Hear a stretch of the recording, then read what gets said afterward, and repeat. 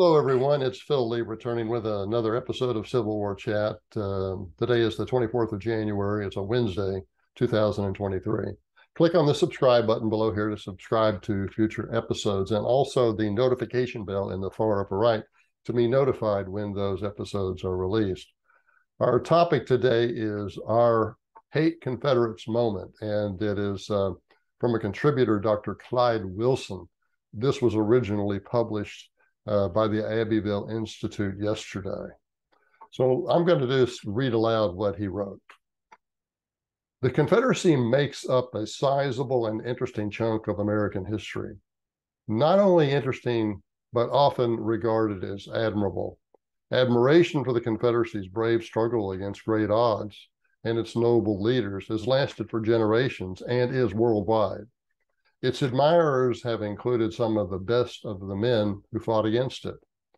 Wiping the Confederacy from American history, a currently mobilized campaign, or dismissing it by a shallow slogan like treason, is to make our history incomprehensible.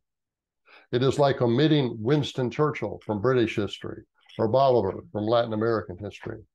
The present destruction of memorial works of art and the digging up of dead Americans from other times is an entirely trumped up crusades. It's phony. It reflects no genuine public feeling. Has anybody ever been genuinely hurt by such monuments? I doubt it. But even so, uninformed emotions do not justify the government's destructions of other people's history. The demand for such is the behavior of communists and jihadists who are demonstrating their political dominance, their ability to control what we know about ourselves and our past. The Hate-Confederates group shows its shallowness by ignorance of an essential element of understanding history, and that is continuity. Confederate President Jefferson Davis and Generals R.E. Lee and J.E. Johnston were the sons of officers in the American Revolution. President Zachary Taylor's son, Thomas Jefferson's grandson, and nephews of Presidents Madison, Jackson, and Polk were generals in the Southern War for Independence. The families of Francis Scott Key and American frontier heroes, Daniel Boone and Davy Crockett, were Confederates. In the line of continuity, we might mention heroes of World War II like Patton, Fuller, Nimitz, Buckner, Forrest, Chenot, and Audie Murphy, all descendants of Confederates. Doesn't this rather call into question the whole business, which is a party line attempt to make treason preempt the basic issue of the war? And that it should call into question what is exactly the nature of the Union. To make it seem as if the whole business had to do with benevolently freeing the black man from his evil enemies, instead of what is the nature of the Union. Thus, the history of America becomes merely a subset of black history, and that's an important point. The way it's being taught now, the history of America is becoming merely a subset of black history. It reduces all history to the comic book level. That is false history. Lincoln's government did not launch the largest military expeditions ever seen in North America to free the slaves. That result was a byproduct. Such people never read the Constitution, those who are advocating the destruction of these monuments. They had never read the Constitution. Their ideas of it are shallow and emotional. What they would like for it to mean, it really says, treason against the United States shall consist only in leveling war against them, meaning the states, or adhering to their enemies, giving them aid and comfort, in that case, meaning the enemies. Something which Lincoln was egregiously engaging in. Lee never gave an oath to defend the government, and whatever gaggle of politicians had power.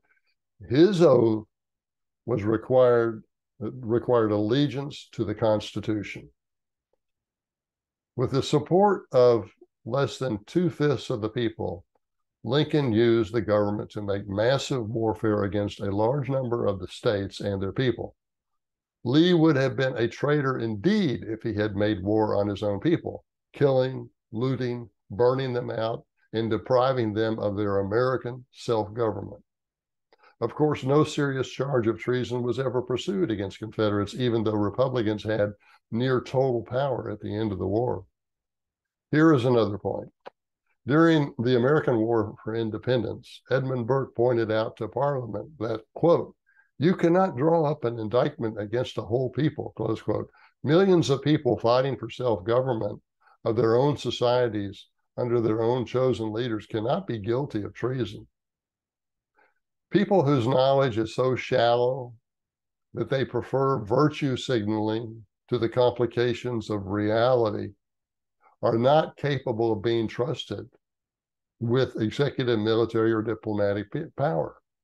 People like that are not capable of being trusted with executive, military, or diplomatic power.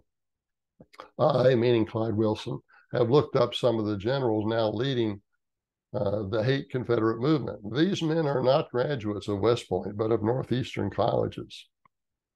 None of them have ever been in harm's way, though they have chests full of medals.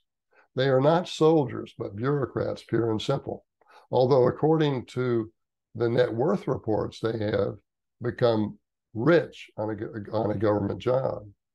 Such leadership dooms a regime and may be working out that destiny as we write.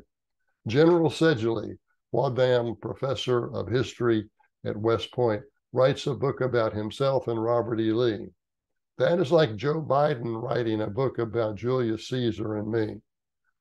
It is juvenile, self-referential drivel without any relationship to real history. The elimination of the Confederate memorial at Arlington reaches the height of historical ignorance. The jihadists claim that it gives a sanitized view of slavery. The fact is that the memorial was the first major work of art to give respectful attention to African Americans and include them in the reconciliation then going on. There had been at least 2 monuments erected in the South in respectful memory of faithful servants. And many former bondsmen, meaning former slaves, had contributed to the Confederate statues then going up out of local patriotism or in honor of the people they had actually known firsthand. It is the jihadists, today's jihadists, who don't understand American slavery. For the better part of a century, Confederate memorials were considered a natural part of the landscape. They commemorate our people. Someone has estimated that about 1/4 of the U.S. population has Confederate ancestors. If so, we are stateless people, completely excluded from decision-making about our own history.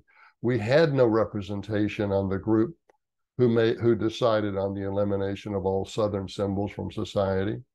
Southerners are the only large group of Americans who can trace families back to the 18th century or earlier, and the only Americans who have a personal memory of early American history.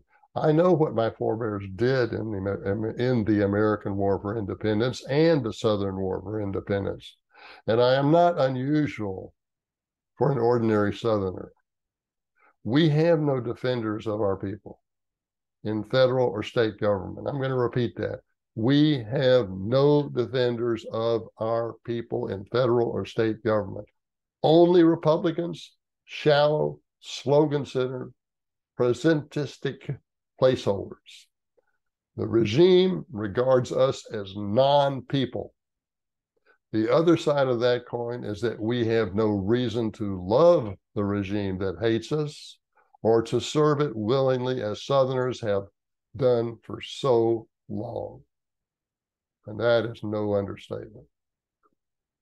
Let me pull up something here to share with you.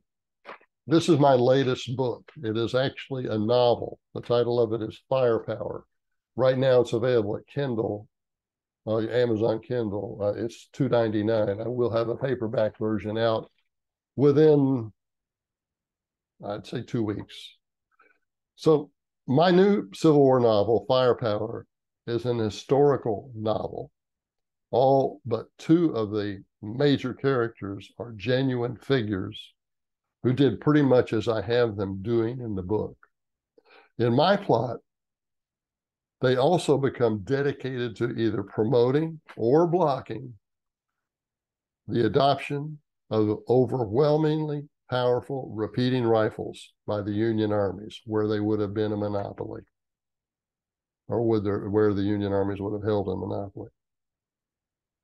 In response to eager Northern manufacturers that wanted to deploy them, the Confederate Secret Service, motivated on pain of humiliation, the Union Army's ordnance chief to delay the deployment of the guns, if not block them altogether.